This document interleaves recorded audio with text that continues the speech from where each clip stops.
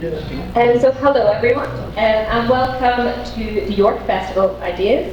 It's my pleasure to welcome you all today here in person. It's lovely having an in-person event again. My name is Carswell. I will be sort of chairing this session. So just to give you a bit of an idea about this event and where it's come from, I'm currently a postdoctoral research fellow working on the Diamonds program at the University of York. That is a program of research looking at the overlap between conditions like schizophrenia and bipolar disorder and type 2 diabetes. And we're trying to develop a supported self-management program to help people look after their physical health whenever they're also dealing with something like schizophrenia or bipolar disorder. So today we are joined by a few sort of experts in the field in terms of either experience, professional or research. And we have both Gary Halliwell and Alison from Diamond's Voice, which is our patient and public involvement panel. So they help us with planning our research and carrying it out. And then we also have Ramsha Hussain, who is a registered mental health nurse and is also a Diamonds coach. So she is involved in delivering the supported program. And then we also have Professor Lina Gega, who is the Director for Mental Health Research at the Institute for Mental Health Research at the University of York, and is also a mental health nurse by background as well. So the general structure of the day is I'm going to ask everyone here to tell us a little bit about their experience with mental health and physical health, and then I'm going to open the floor for questions from everyone.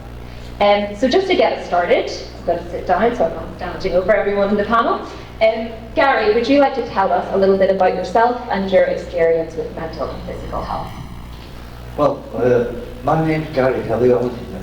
Claire said, I live in Rotherham in South Yorkshire, and my mental health, I suppose it started seriously in 1984, when I had a bout of severe depression, anxiety.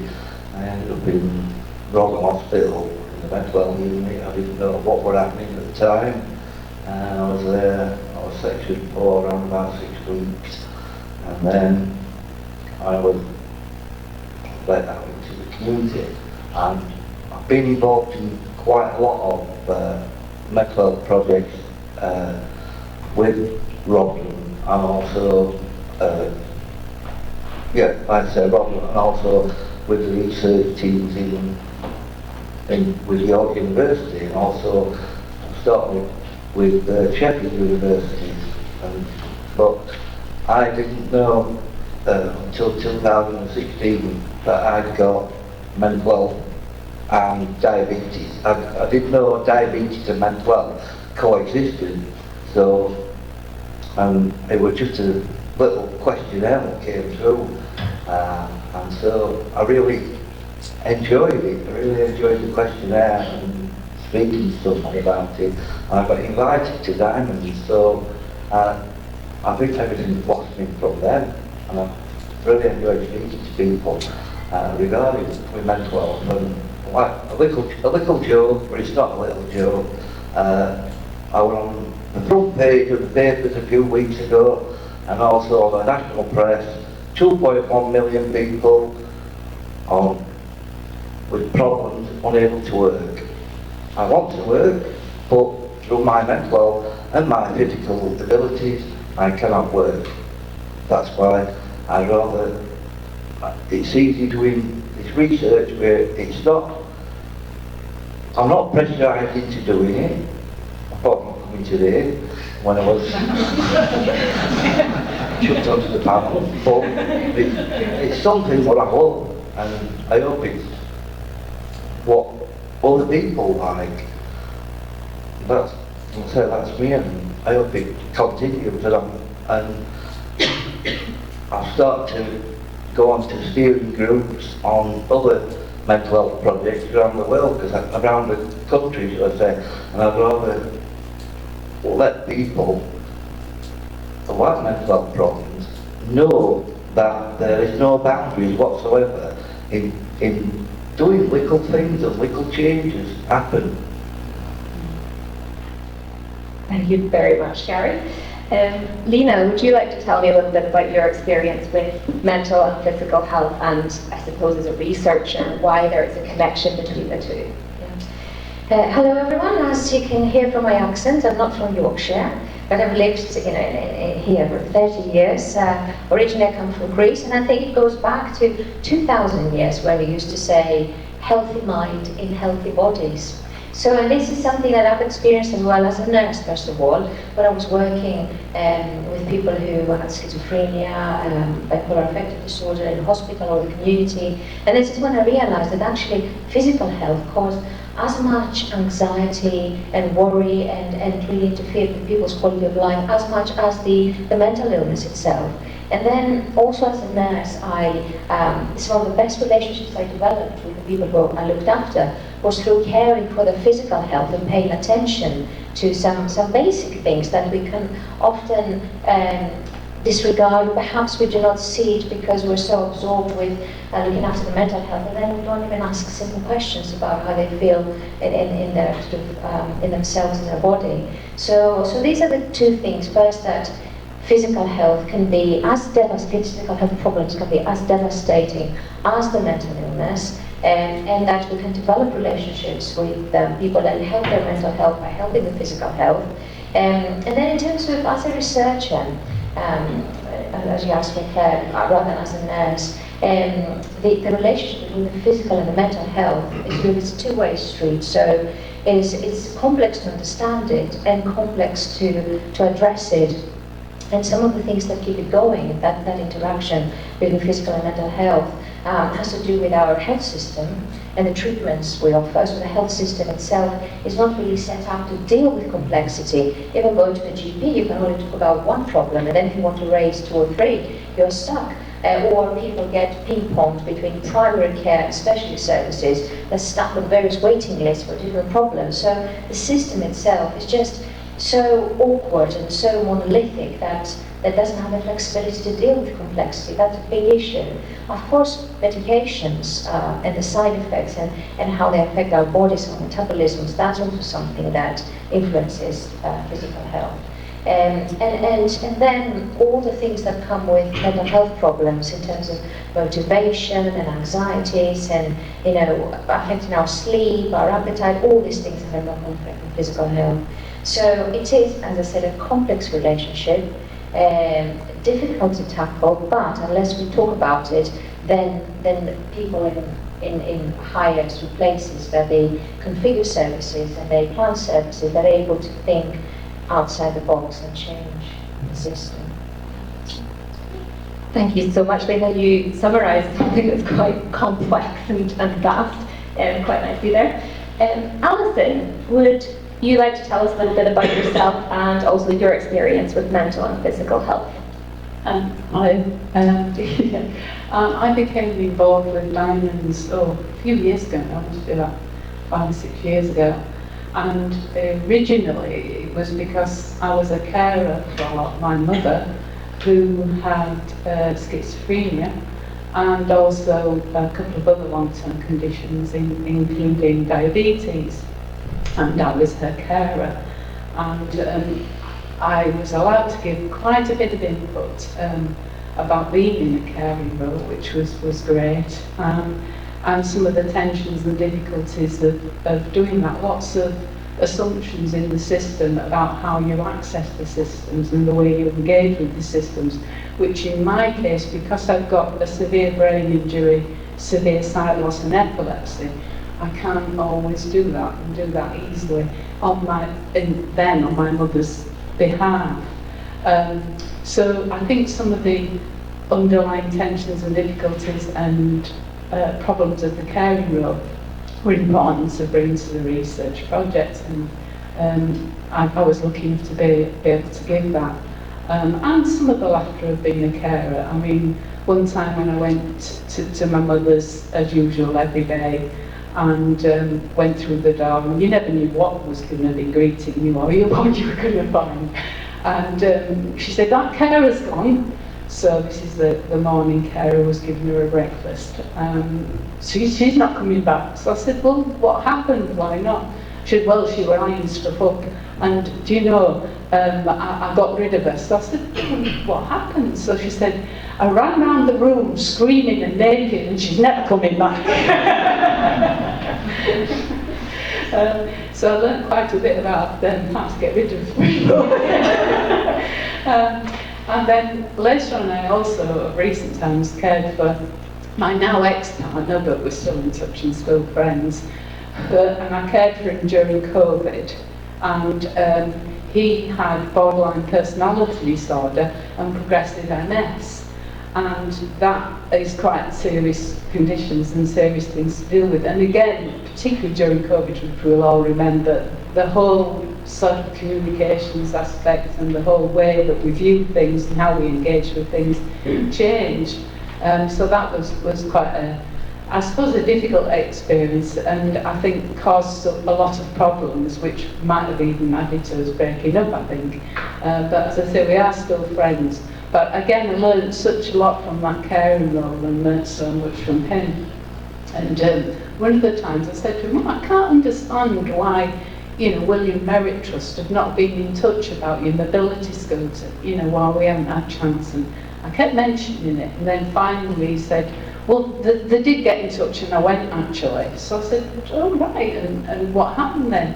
And he was instructing me on how to turn the bend, and I said, look, I used to be an effing driving instructor in effing London, don't you tell me that. So I said, right. And he said, now I'm banned. So I said, okay. We'll have to find a different way of getting this mobility sculpture. So yeah, I think how people's persona is, what episodes they're going through, and what's happening for them, and linking in with that both mentally and physically, is the underlying story of that and that kind of situation. And I don't know if I've got another 1 minute. Or... Yeah, you can. All right. So of recent times myself, I've had lots of experience of mental assistance and clinical psychology through trauma. So I've been knocked down a few times, and at CSA when I was little, and I was raped in London, way back, and loads of stuff happening. I've even been in a fire. And the flood bit comes recently, because last November, a neighbour had moved in shortly and ended up that this ex-con was dealing drugs and one thing and another, and had machinery going upstairs and doing plot above me and everything. And when he finally did a runner, he flooded the whole of my flat and everything was destroyed. Now in the run-up to all that, when I knew things were happening, I tried to alert police, I tried to alert all sorts of people, MPs, councillors. I was homeless, I was sleeping on people's floors, I was in a dreadful situation, and the whole system was geared around you being able to do it through the internet and be able to go and engage through the internet, and also through going through what were recognised pathways. And if you weren't on those recognised pathways, then the whole thing was just a wall. Luckily, I managed to rent somewhere privately, and I'm living in Castleford now, and I've started a new life and started afresh and started making lots of friends and got lots of groups. And there were some lovely support groups, which again is a big part of the information, I think. There's some lovely support groups like BID, who helps people with severe sight loss and hearing loss. Like he's involved with people and engage with people and get them involved on their behalf. Advocacy, I use them, Abernet. There was so many third sector organisations that without them, I don't know how I would have come through that experience, and I don't know what would have happened. So again, there's that whole thing of I suppose looking at the wider picture, because that impacted, obviously I had post-traumatic stress disorder, I've had seizures, and obviously I'm on the waiting list now for with turning points to have therapy, and it's a 6-month wait, so I'm on the waiting list for that. But and I'm looking forward to that. But what I would say is, like was mentioned, about those gaps between the support and the different aspects and coordinating it, and also some continuity, I suppose, because I'm continually getting little bits of input, but I'm not sure it's going to continue, or is it going to stop, or who's going to do this, or for instance, I got a bed delivered, but I didn't get a dressing table. Where do I go for that? So it's that continuity and that aspect, I think, and some stability and security. And I think that's lacking in a lot of these situations. Thank you. Brilliant. Thank you so much, Alison. I think that is a very important point to highlight how just social circumstances also play a role in our health and support that is available to people. And last but definitely not least, Ramsha, would you tell me a little bit about your experience with mental and physical health, I suppose from your clinical experience, how they interact and what we might be able to do to address people's needs? Yeah, so hi everyone, I'm Ramsha. I started working as a nurse in 2019, and shortly after we had COVID. So when I was in school, I said, I'm not going into physical health. Yes, my main specialty was mental health, and that's what I'm going into.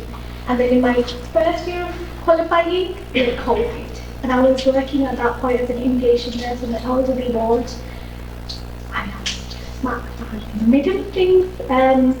At that point as well, there wasn't that many staff due to sort of COVID. There was a lot of people sort of having to unfortunately go off on long-term sick. So at that point, I think I recognised sort of, what the system was lacking, because we really, really struggled. And to give credit to the team that I was working with and our department, they did work really well, and they built a really good system on how we were going to manage COVID on an inpatient mental health ward for the elderly. And it did eventually sort of progress to become quite a good and really efficient system. But when we first was put into that situation, I sort of thought to myself, shouldn't we be prepared for something like this? Why are we having to sort of learn things in this moment in the system? We should be prepared for these things. And honestly speaking, as a practitioner, I felt scared for my patients, I felt scared for my staff members, because we were managing situations where we didn't have any pathways, we didn't have a system on how to deal with things, and honestly I found it quite poor. And then leading on from that, I then moved on, following COVID, I moved on to an adult ward, and that was probably for experience sake. And surprisingly, while I was working on the adult ward, I didn't really think naively, I didn't think I would see physical health, but I saw it more. I saw it a lot more, and I saw how badly it was affecting the age group that I was working with. I'm currently working with females between the ages of 18 to 65, and the significance that physical health plays in sort of relapsing to mental state and sort of prolonging admission stays is really significant, and I don't think it gets the recognition that it deserves. More importantly, the diabetes. So again, the diabetes, I am right now working as a diabetes coach, but when I was working on my elderly ward, what's the word to use? A patient I found most challenging to work with, but ended up being my most favourite patient. He was an elderly gentleman who was suffering from really bad, uncontrolled diabetes. And I worked with this gentleman for, I think it was 6 months, and he did unfortunately pass away, but I remember working with him, trying to manage his diabetes, and I remember the struggle that we faced, because his entire life it was uncontrolled, and he'd been in services for years as well, but he never had the support to manage it. And now we've got to this point where it was completely uncontrolled, and unfortunately he did pass away from diabetes. And then when I worked my new job, my new role, again, one of my my first patient I remember that I got onto my caseload was somebody who had really bad uncontrolled diabetes. And then I had the opportunity to join the Diamonds program. And the Diamonds program, as you mentioned, as Hannah's mentioned, is a program to help people suffering with conditions like schizophrenia, psychosis and depression, and managing their diabetes alongside their mental health problems. And I worked initially on the pilot study last year, and now I'm working on my main trial study. And it's been really interesting and really positive to see as well as to how significant and how sort of helpful it's been to my patient. Obviously, we've had a few setbacks with certain individuals, but that's bound to happen. That's trial and error, I think. But I think the main important thing that I found that's been really beneficial in the study is we have an area in the Diamond study where, when we're working with the participants, we highlight what individuals can do on a good day and what they can do on a not so good day, and how helpful that's been to my service usually has been really, really interesting and to see, and I've managed to sort of implement it in my day-to-day practice as well, where I've been working on the wards, because I've had sort of people come in to me and say, at the end of their admission they've done really, really well, but they just said, I don't want to come back, what can I do? And I said, don't put too much stress on yourself. What you need to do is think what you can do on days where you're doing really, really, really well, and what you can do on days you're not doing as well. And it's worked really well in that aspect. And I think, it was something I was going to discuss with yourself as to how it's a really good avenue to explore different other physical health conditions. I mean, at the moment our main focus is diabetes, but seeing how well it's influencing other aspects as well is really sort of beneficial. So yeah. Brilliant. Thank you so much, Ramsha.